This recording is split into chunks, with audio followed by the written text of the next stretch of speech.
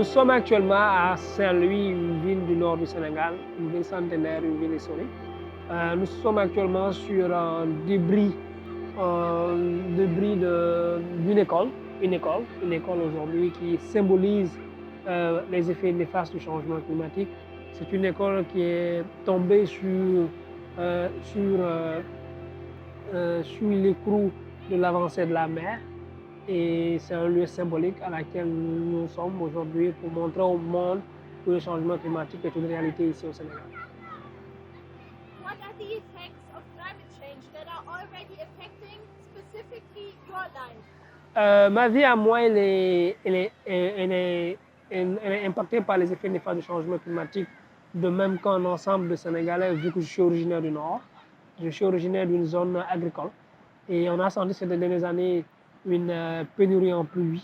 Et même s'il pleut, les pluies sont de plus en plus acides. Je suis impacté par le changement climatique aussi parce que je ressens, comme tout le monde, une augmentation excessive de la température avec des chaleurs parfois arrivant à des canicules à 45, 46, ou parfois certaines zones allant jusqu'à même à 50 degrés Celsius. Je suis impacté par les effets du changement climatique aujourd'hui parce que j'étudie à Dakar et je vois l'avancée au niveau de la mer et qui menace les habitations qui sont proches de la mer. Je suis impacté par les effets néfastes du changement climatique. Je suis originaire du Sénégal. Je vois l'avancée de la mer au niveau du nord, l'avancée du désert au niveau de l'ouest et une rareté des pluies.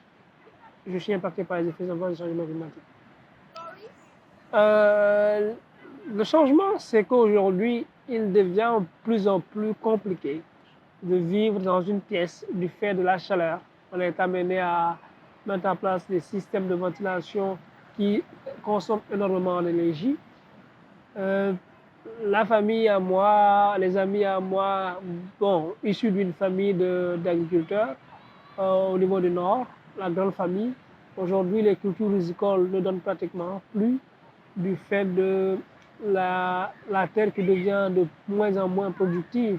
Les cultures saisonnières ne donnent pratiquement plus du fait d'une rareté des pluies. La famille, les amis, tous nous sommes impactés aujourd'hui par les effets néfastes de ce dérèglement climatique. What awaits you? Like, look around. What are the forecasts? What does the science say?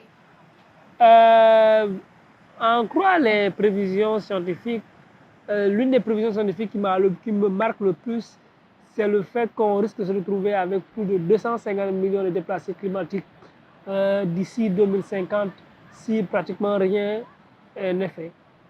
250 millions de déplacés climatiques, c'est énorme, vu que déjà avec le nombre de déplacés que nous avons à travers le monde, que ce soit des déplacés de guerre, que ce soit des déplacés politiques et autres, c'est hyper compliqué de les contenir. Et imaginez avec en plus 250 millions de personnes où on ira. Et ce qui est le plus écœurant pour moi dans cette prévision scientifique, c'est que 70% de ces 250 millions de déplacés climatiques sont issus de l'Afrique subsaharienne. Et je me pose la question à savoir pourquoi c'est à nous d'être amenés à partir alors que nous ne sommes en rien responsables des dérèglements que nous subissons actuellement. Et au-delà même de ces prévisions scientifiques, avec une vision un peu de ce qui se passe un peu partout dans le monde, il y a de quoi être pessimiste et on ne va quand même pas en citer, mais il y a énormément de prévisions scientifiques qui vraiment il y a énormément de prévisions scientifiques qui vraiment nous perturbent et vraiment nous rend inquiétants en ce qui concerne le devenir de l'humanité. People in power know what's happening and what are they doing? Which power? In power, like the government, politics.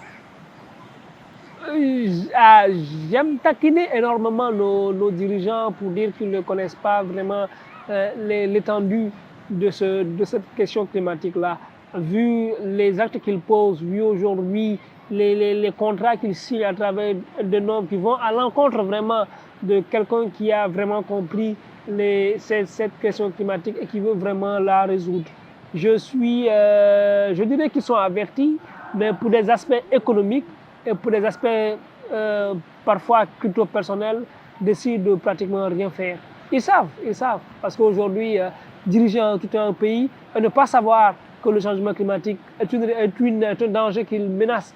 En plus forte raison, un pays subsaharien qui subit de plein fouet quotidiennement les effets néfastes du changement climatique, je dirais qu'ils le savent, mais ils font la sourde oreille. In favor of climate justice? Au niveau du Sénégal, il faut le reconnaître, il y a certains jalons qui ont été posés pour aller vers cette transition énergétique. Mais avec l'exploitation gazière, on a senti qu'il y a eu un recul. Il y a une probable centrale à charbon qui est en train de renaître au niveau de Bargny. Ça montre ce qui va à l'encontre vraiment des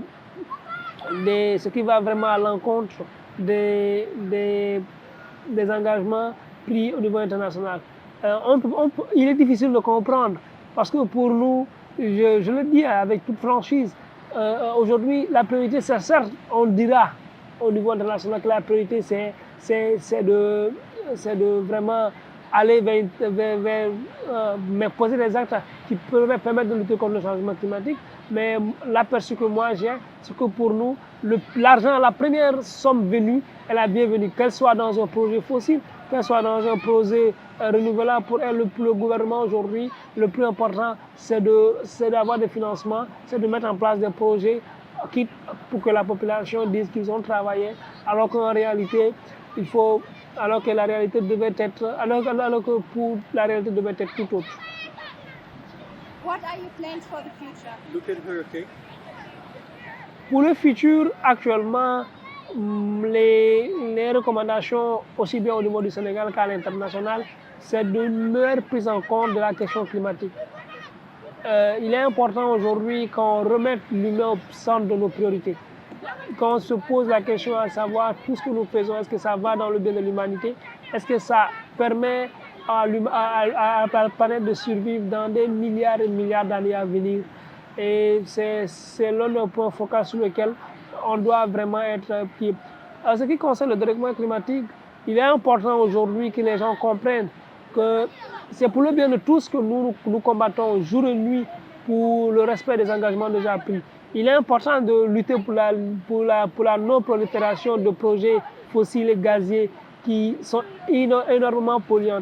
Il est important aujourd'hui de plaider pour la mise en place d'un ensemble de projets qui visent à maintenir le réchauffement de la planète à 1,5 degré Celsius. Il est important aujourd'hui pour nous, surtout pour ceux-là qui en rien ne sont responsables de ces effets néfastes du changement climatique, puissent avoir des appuis qui leur permettront de pouvoir survivre. Parce que pour eux aujourd'hui, il est question de survivre.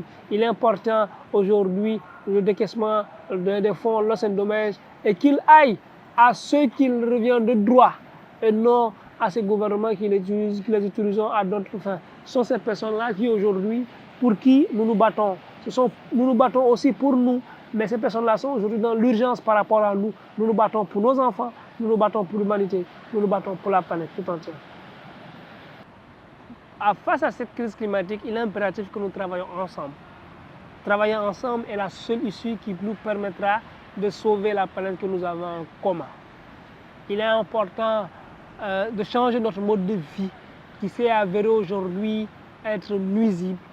Il est important de revoir notre vue, notre aperçu que nous avons sur nos interactions interhumaines et envers la nature. La nature nous donne tout et nous devons de la préserver car demain nous en aurons besoin. Si nous ne préservons pas cette nature, demain, peut-être nous pouvons en passer, mais nos enfants, qu'est-ce qu'ils en deviennent et nos petits-enfants, qu'est-ce qu'ils deviendront?